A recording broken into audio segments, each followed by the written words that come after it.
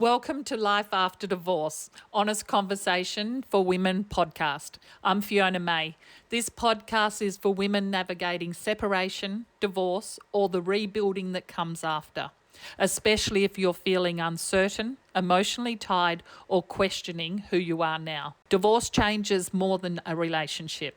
It can change your confidence, your identity, and your sense of what the future holds, even when the direction was the right one. Here, we have honest, grounded conversations about what life after divorce really looks like, emotionally, practically, and personally. Some episodes are conversational between myself and my co-host, Sandra Lee.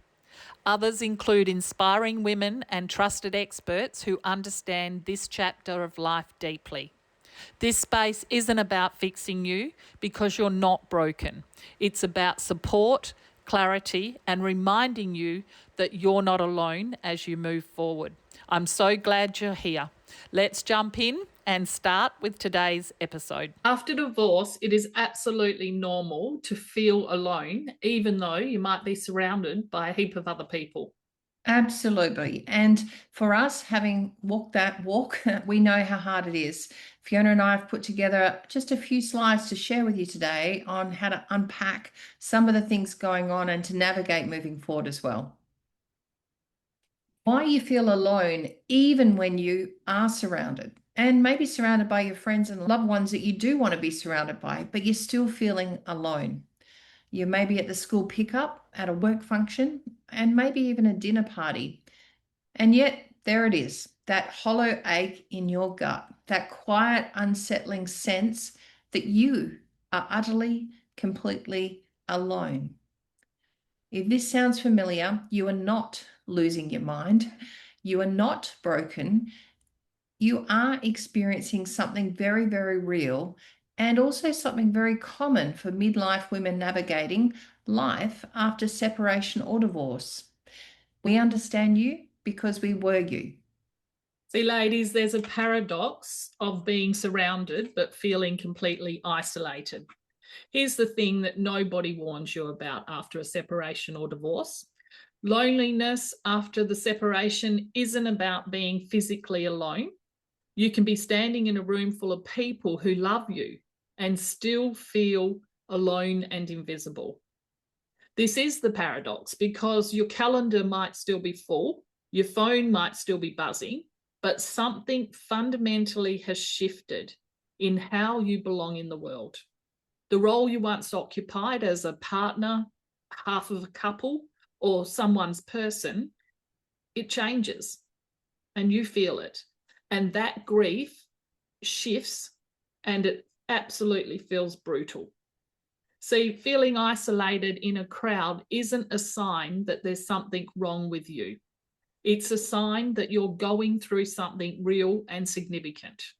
Ladies, today you're with Sandra Lee and Fiona May, and we're from Women on Transition, and we're sharing just a little bit on the experiences that we've had through our own journeys and why your married friends, they can't understand. They love you and they truly love you, but there's a gap between your world and theirs that no amount of good intentions can fully bridge. It's important to name that without blame. These are good people that we love, and it's just that they've never had the experience that you're now experiencing. They still have a default +1, social events, holidays, maybe weekend plans, and they navigate all of it with a built-in companion. The invisible architecture of couple life is still holding them up, and it's what they know. They haven't faced the identity shift. Divorce doesn't just end a relationship, it dismantles a version of yourself. Your married friends may sympathize, but they haven't had to rebuild who they are. And their advice often misses the mark. They may say things like, well, you're better off without him, or just enjoy your freedom. But it lands like a dismissal of everything that you're carrying right now, that weight and that grief. This isn't their fault, but it is a real gap. And recognizing it helps you stop blaming yourself for not feeling better after being with your old friends? There's a specific loneliness after divorce that nobody talks about. There's a loneliness everyone expects. That's where you've got your empty bed and the quiet house. But there's a deeper kind of loneliness that rarely gets named, and it can feel the most destabilizing. It can be the loss of your person. Your partner knew your history. They knew you inside out. You shared jokes. You went through the hard years together, and you have all of those shared memories. Nobody can replace those, and nobody understands really what you're going through and what you've lost. Losing your person creates a profound grief that doesn't get acknowledged when you separate or divorce. Separation and divorce is very different to actually losing your partner through death. And yet it's something that isn't really recognized. Everybody is generally a couple. That's how most of us in our midlife, we've just become used to being a couple.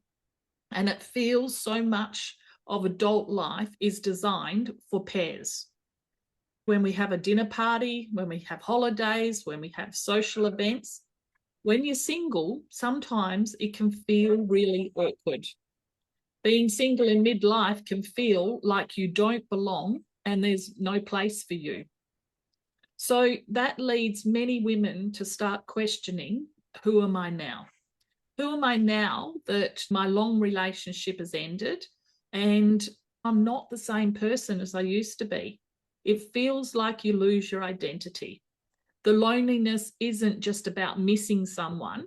It's about missing the self that you were when you were with that person. Why just get out there and make some new friends just doesn't work. Making friends as a midlife woman, especially after divorce, is genuinely hard.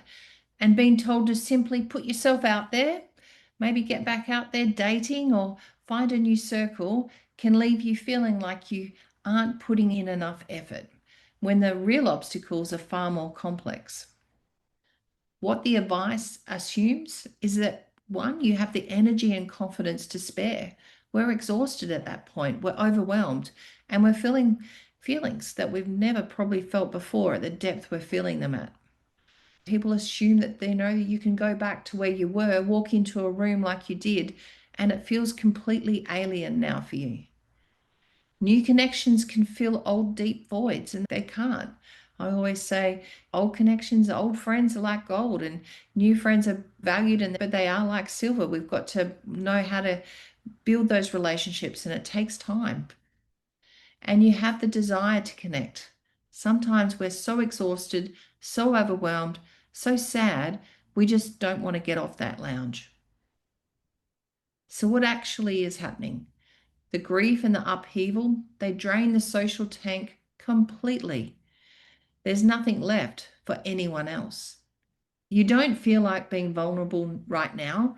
You don't feel like when people ask you, sharing where you're at, or fearful that they're going to ask you how you are and you actually burst out crying, or you start telling them and opening up the floodgates of where you're at. You feel embarrassed and awkward being a single amongst couples, and you don't feel safe and who you can trust. This is all new. We don't know who it is that we can go to. And quite often, when our friendships are tested, when we do break up, because some are thinking maybe they should be connecting with our ex and they oversharing between us, or some are undersharing and not knowing what to do either. The goal isn't to push through the loneliness faster, it's to heal your inner wounds and rebuild your confidence so that you feel comfortable in your own skin and happy with who you are becoming, the new you. So, ladies, it is very normal to feel lonely and isolated, even though you're surrounded by other people. Most people don't understand this journey.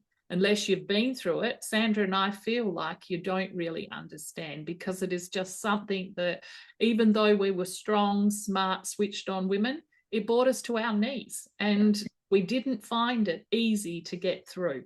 So, ladies, this is the work that we choose to do now. We love to help ladies move from where they are to where they want to be, to take that transitional journey. And we would love to invite you to just check our workout. We're called Women on Transition, so you can click the link below and have a look at some of the work we do. We promise you, you aren't alone. We understand we've been where you are, and we would love to support you as you move forward. And maybe, ladies, you're just feeling stuck. You don't actually know what the next steps need to be because you've got no idea how to navigate where you're at right now and you're feeling stagnant. So, this is your time to be able to just reach out and just ask for that support. Be brave, and we're here, and we've got some beautiful tools, strategies, and some things happening that we've got on our website as well. So, lean in and lean forward, and we're here to help you. See you, ladies. Bye. So thank you for spending time with us today. I know conversations like this can sometimes stir up emotion. So if something resonated with you, just take a moment to be gentle with yourself. Life after divorce can often feel isolating, but you don't have to do this alone. So if you would like some extra support or connection or guidance, you can learn more about our coaching programs, our 3-day events, and our community at womenontransition.com. And if this episode was helpful, you're more than welcome to subscribe, share it with another woman who might need it, or leave us a positive review. It all helps to make more women be able to find our space. So until next time, remember, you're not broken. This chapter doesn't have to define you. It's simply part of your becoming. See you next time.